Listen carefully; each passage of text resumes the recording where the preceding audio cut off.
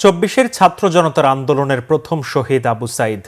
বৈষম্য আর অবিচারের বিরুদ্ধে প্রতিবাদের ঝড় তোলা এক নাম, সাহসের বাতিঘর। আবু সাইদের হাত ধরেই অগ্নিস্ফুলিঙ্গে পরিণত হয়েছিল চব্বিশের আন্দোলন। আবু সাইদ থেকে শুরু হওয়া সেই শহীদের মিছিলে সামিল হন সহস্রাধিক তাজা প্রাণ।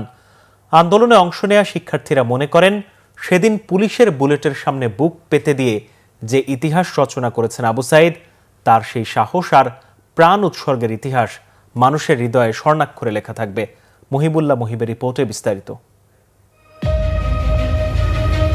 কিছু মানুষ পৃথিবীতে আসেন ইতিহাস রচনা করতে। ব্রিটিশ বিরোধী আন্দোলনে প্রথম হাসি মুখে ফাঁসির মঞ্চে ওঠা ক্ষুদিরাম, বাংলার প্রথম নারী শহীদ প্রীতিলতা আজও অমর হয়ে আছেন বাংলার ইতিহাসে। ঠিক 100 বছরেরও বেশি সময় পর তাদের দেখানো পথেই হাঁটলেন আবু সাইদ। স্বৈর শাসনের থাবা থেকে জাতিকে মুক্ত করতে বুক চিতিয়ে দাঁড়ালেন বন্দুকের নলের সামনে। শিক্ষার্থীরা আমরা এখানে শঙ্কিত আছি, তো আমরা চাচ্ছি, সাধারণ শিক্ষার্থীরা চাচ্ছি যাতে আমাদের এই ব্যাপারে আমাদের পরবর্তীতে কোনো সমস্যা না হয়।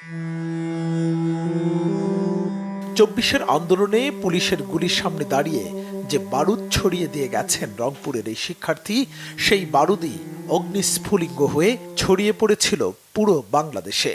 দিনটি ছিল 2024-এর 16 জুলাই। ঢাকা বিশ্ববিদ্যালয়ের শিক্ষার্থীরা যখন ছাত্রলীগের হামলায় নাস্তানাবুদ, তখন প্রতিরোধের দেয়াল তুলেছিল রংপুরের বেগম রোকেয়া বিশ্ববিদ্যালয়ের শিক্ষার্থীরা।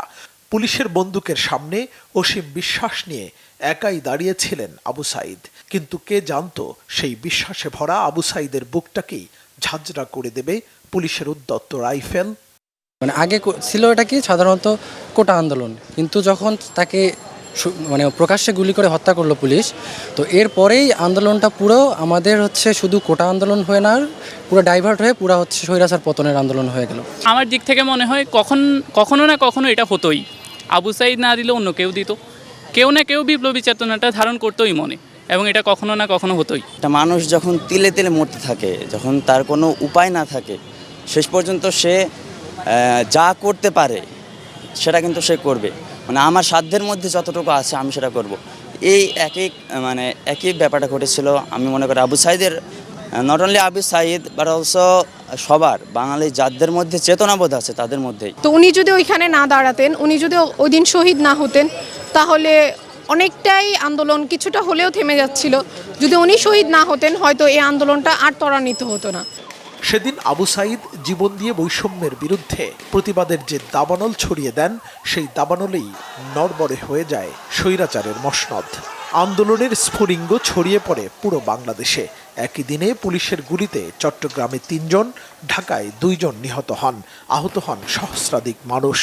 16 জুলাই রাতে সব বিশ্ববিদ্যালয়ের শিক্ষাক্রম বন্ধ রাখার সিদ্ধান্ত নেয় সরকার।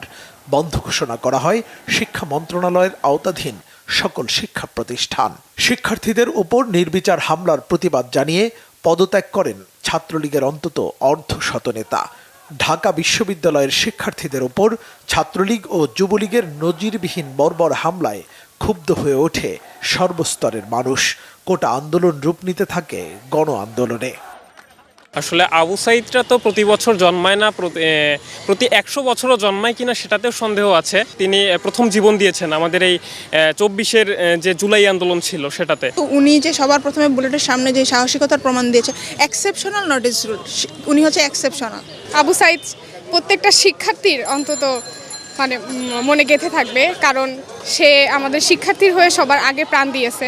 সবাই তো এইভাবে বুক পেতে দিতে পারবে না, সবার ভিতরে সেই সাহস বা সাহসই নাই আর কি, সবার মধ্যে এরকম সাহস নাই।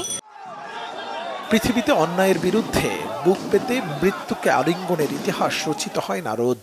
আবু সাইদের দেখানো পথে যুগে যুগে দেশে দেশে লক্ষ সাইদরা যে বুক পেতে দাঁড়ায়, 24-এর অভ্যুত্থান যেন সেই ইতিহাসই নতুন করে স্মরণ করিয়ে দিয়েছে জুলুম শাহীর মসনদকে।